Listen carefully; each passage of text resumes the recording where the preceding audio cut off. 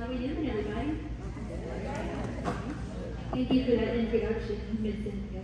Very honored to be here and very excited as well. Let's see if I can get this thing. There we go. Perfect. All right. Today, I'm going to tell you guys a bit of a story. I know quilting is about storytelling sometimes as well. And there's a lot of design and creativity that goes into making a quilt as well. So to get started, kind of as Miss Cynthia told you in her introduction, I've done a little bit of it and a lot of things throughout my life. I was born in Jackson. And from there,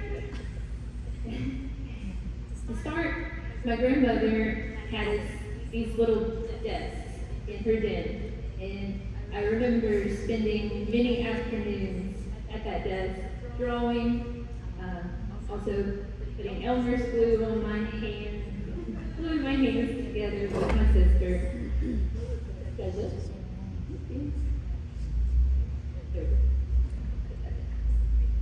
We don't hit any more buttons accidentally.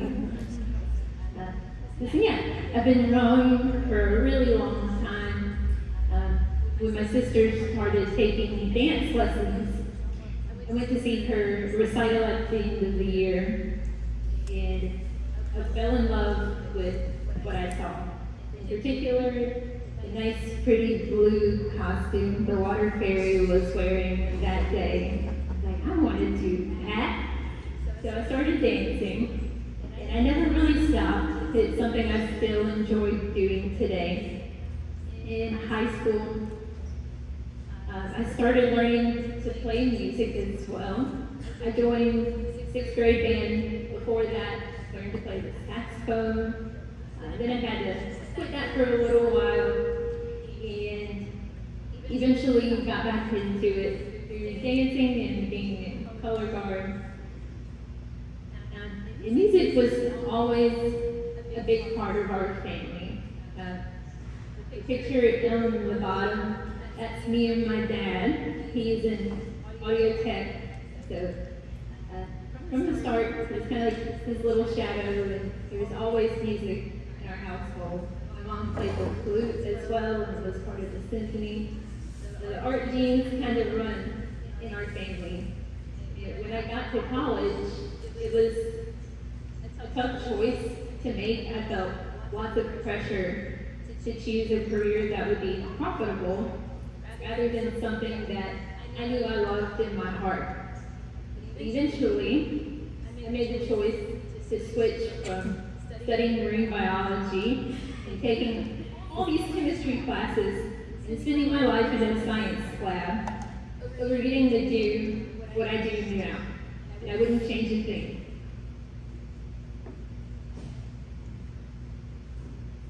So, just some examples, kind of see the progression through the years. I don't have many photographs of work that I did as a young kid, but trust me, we don't really need to see all of that. In college, I did start out with painting. That was kind of my nemesis. It wasn't something I enjoyed doing a whole awful lot, and then I later got into printmaking.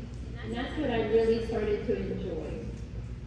And now I have the pleasure of working in a museum where I get to not only make prints for them, but I get to talk about how Walter's prints were produced and how important they are to our identity here on the coast.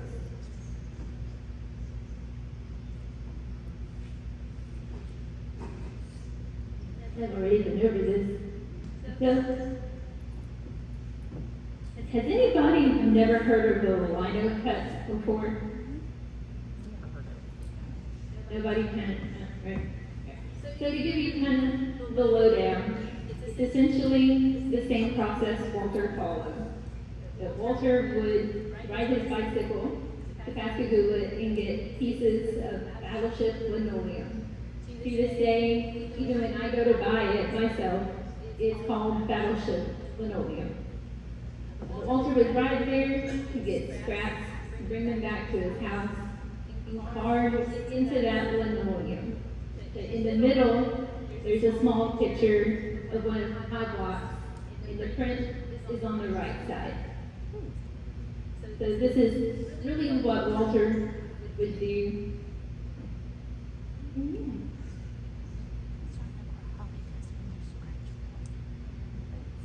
But it didn't really start with lino cuts for me, and neither did it with Walter.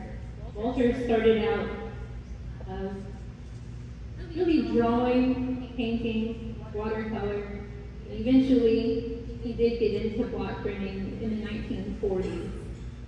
But for me, I started with woodcuts, which is essentially the same process. You carve your design into the wood and print it on paper. You can also print on fabric, but we really did paper in college. It's more cost effective. The woodcuts were not my friend. The wood is a little harder. Linoleum is a softer surface. It's more flexible, easier to get along with most of the time. It gives me fits sometimes. And there are many different ways to make a print. So one of the ways with linoleum you can do one color, which would be black and white. You can also do one color other than black, red, gold, green, purple, you name it. When you start trying to layer colors, it gets a little more complex. And it's really a process that makes your brain think backwards. Every time I teach a workshop, I say that to my students, whether they're young or whether they're adults. It's because it's a good heads up. You're not adding to something, you're taking away from that surface. With color reduction, it's exactly the same. But instead of having each individual color in the finished print on the right, you chip away from one block, one color at a time. So you're really using just 2 pieces of linoleum.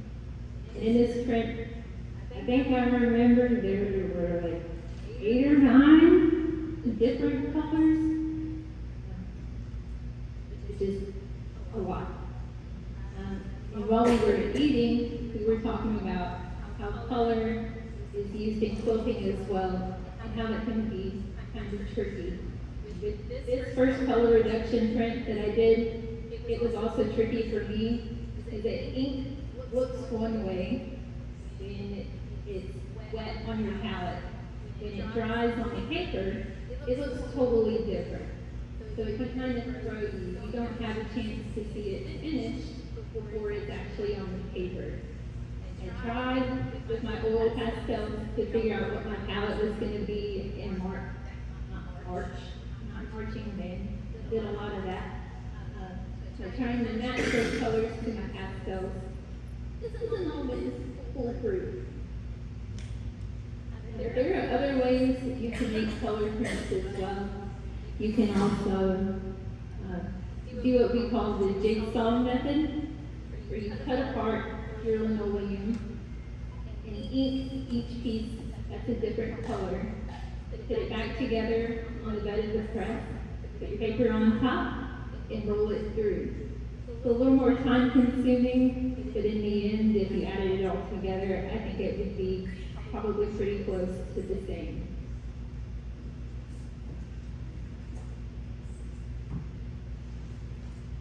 With printmaking, there are also different ways and lots of room to experiment with different types of printmaking and how you can put them together. I did a lot of that, and I was lucky in my last year of college to meet a professor who became a bit of my mentor. She really encouraged me and helped me see that this was something I could do and that I wanted to do. And the way it was open-ended, unlike painting where experimenting and trying to do something that hasn't been done before in the hundreds of thousands of years that people have been painting, this had way more of an appeal to me. Printmaking really didn't take off until about the 19th century.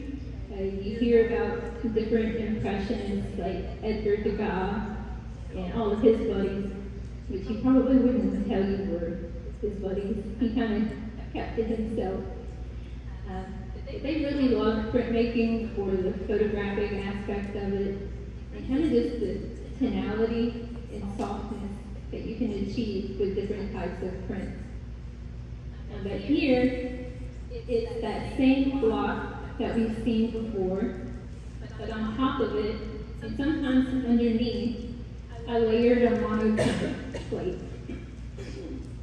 Excuse me, allergy season is upon us.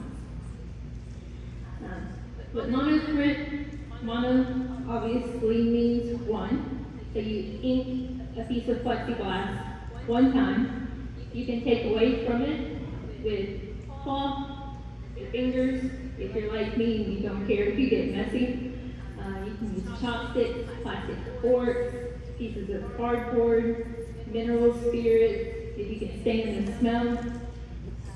You can create different effects, and it has more of an atmosphere to it than just a flat color printed from a block. That's what I was going for with these three. In college, and really throughout my life, New Orleans has been a home away from home and a big source of inspiration for me personally. So with these, I was trying to capture some of the more spooky, ethereal vibes that you can find throughout the city.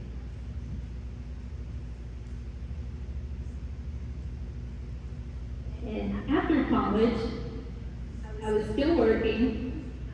I was working probably 2 or 3 part-time jobs to keep my bills paid. But I was really hoping to find something more full-time so I could focus more on my artwork and just not have to work all the time and juggle so many different things. This is, to me, where I feel like I really got my footing. So these are the same composition, meaning basically the same drawing of the same house, but they're done 2 different times. The one on the left I did while I was still in college. The one on the right was from a couple of years after college. I got more into the detail and took my time carving, really trying to create shapes, create space, and give a sense of actually where this was. And I like the print on the right a whole lot more. I feel a lot more proud. I see lots of growth. And that's what it's about. And a lot of artists and friends of mine have this hesitance at showing things that are imperfect, that they're not proud of. But really, it's all a part of the journey. It's part of your growth, and it's not anything to be ashamed of. One of my professors once told me, you'll make probably 1,000 bad drawings before you make one really good one. And as for me, it's still key. Just some more examples of work I've done after college. I like to torture myself with detail, apparently. I'm sure I've never made a quilt, to be very honest, but looking at lots of the pieces that are on display around the room, I see that same attention to detail. I'm sorry, y'all. This delay really is messing with my head. Detail in process. With quilting, I'm sure there's an equal amount of process, preparing materials, making sure you measure everything to be just so. With color printing in multiple layers, you have to make sure your blocks are exactly the same size, your paper is exactly the same size. Otherwise, you end up with things that look crooked. And nobody really likes that. You know, maybe if that's what you're going for, and if you're trying to be really professional and organized about what you're doing, you want it to be clean. And honestly, it's really satisfying when it's clean. I've also done some printmaking with my feet. My printmaking professor and I kept in touch after college, and she had this idea of using your feet to create designs or compositions on your monoprint plates. So that's what I'm doing in the photograph on the right. There's a plexiglass plate on the floor. I stuck my feet in the ink, and then I started moving my feet around on the plate in different ways before I ran it through the press. The image on the left was one of the better prints I got from that. It was really about that exploration and not being afraid of the outcome. But sometimes you really do surprise yourself.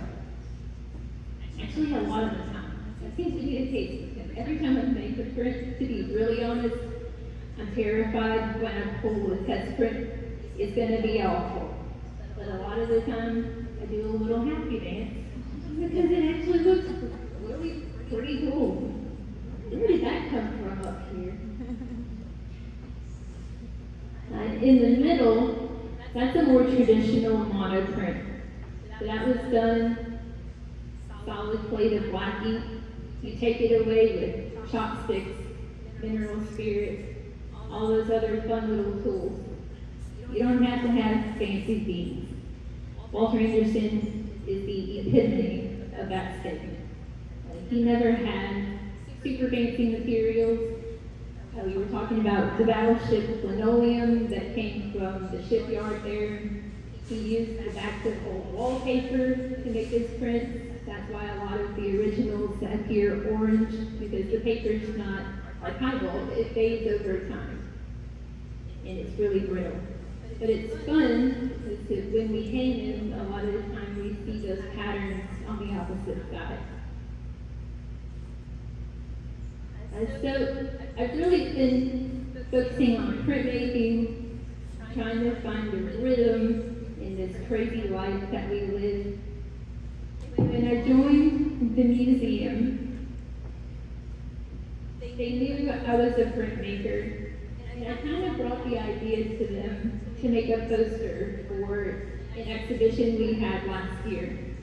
So the poster on the left is that poster, and I'm really honestly very happy with how that came out. That was a special piece for me. It was a landscape, not a house, so it was totally different subject matter, and I was putting a lot of pressure on myself to make sure that I did Walter's original watercolor justice. It was inspired by his watercolor Road to Old Fields, which you may have seen before. It's pretty iconic in his prolific output that he has. The other print is just a little one of the museum front. The smaller the prints are, the more difficult they are. There's just so much space, and I like to try to cram in as much detail as I can. So sometimes it doesn't work.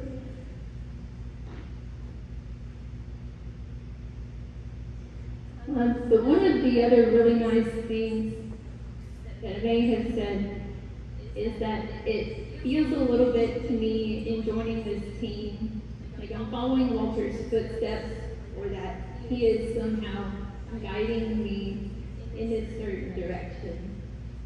Transitioning to living down here full time was really hard around this time last year. I was still in Hattiesburg. I made a lot of really big choices and moved to a totally new place where I knew no one, and pretty much been existing with my coworkers and trying to make it work. But knowing that I get to work and help share this legacy of Walter's is really special. my last year of college, I took a trip down to the museum for the first time since I was probably first or second grade. And to see his work as an art student, to step into his little room and see the murals again as an adult and an art student staring the face of this doubt from tons of people around me, like, what are you going to even do with an art degree? The number of times I got that question from friends, from family, it really started to make my blood boil, because I knew somewhere I would figure it out. Because what I didn't want to do was go sell insurance, like my sister still tries to get me to do. It's like, what are you doing? No, I'm not going to sit behind a desk from 9 to 5. Nope. But so yeah, through the museum, I get chances to put my hands and paint on some of Walter's prints, not originals, of course, but some of his designs, and that's really special to me. We don't talk about it a lot, but one reason Walter made these block prints was because they were cheap, they were accessible. He could sell them for a low price and make great artwork accessible to people like me, and to maybe lots of us in this room. Throughout history, art has solely been for the wealthy, but Walter wanted to break that. And a lot of the time, while he did throw watercolor or gouache on some of them, he would sell them in black and white as well. And he hoped that families would purchase them and take them home and paint them together. So when I go to realizations and purchase prints and paint them for my friends and family, it's really special because it's kind of like carrying on his legacy. And for those of you that may not know a whole lot about Walter, he never really cared about fame and fortune. When it was time for the family to take him up to New York to go to this exhibition of his block prints where he could rub elbows with people that would want to buy them, he was gone. His family went to pick him up, but there was a note pinned to his cottage door that said, "Gone to China." And Walter was literally on his way to China. So, I don't know if that doesn't carry the point. I'm not sure what does. He was a free spirit. Yeah, we also through the museum take trips out to Horn Island. We take a group of about 20 people out there twice a year. We just had a group come back on Monday. They were out there from Friday to Monday. It was pretty windy and pretty chilly considering the burn ban kept fires from being had at night, which is really a nice thing that brings us all together. Has anybody been to Horn Island? Isn't it amazing? It was so special to get to go out there. And even though we know the landscape changes, getting to walk these same paths and see these same sights that inspired Walter, and see some of the same kind of little critters that Walter would have found was really, really special as well. There's really just nothing like it. It's interesting to tell young students that Walter went out to this wild, uninhabited island. It's this really crazy idea that they don't understand. And some adults don't understand it either. Like, why would you go out there and do this? But the instant you yourself step foot on that island, you understand. It's the purest form of nature, the purest form of existence that I personally think you can find in our little pocket of the world.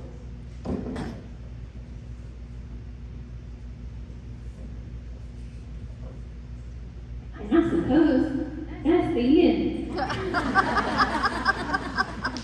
So, yeah, all of that really to say that being creative, making art, creating quilts, anything creative you do, it's informed by your experience elsewhere. You can pull in all kinds of different things from any aspect of your life. You're never too old, you're never too young, you're never too this, you're never too that. It's just that. Does anybody have any questions?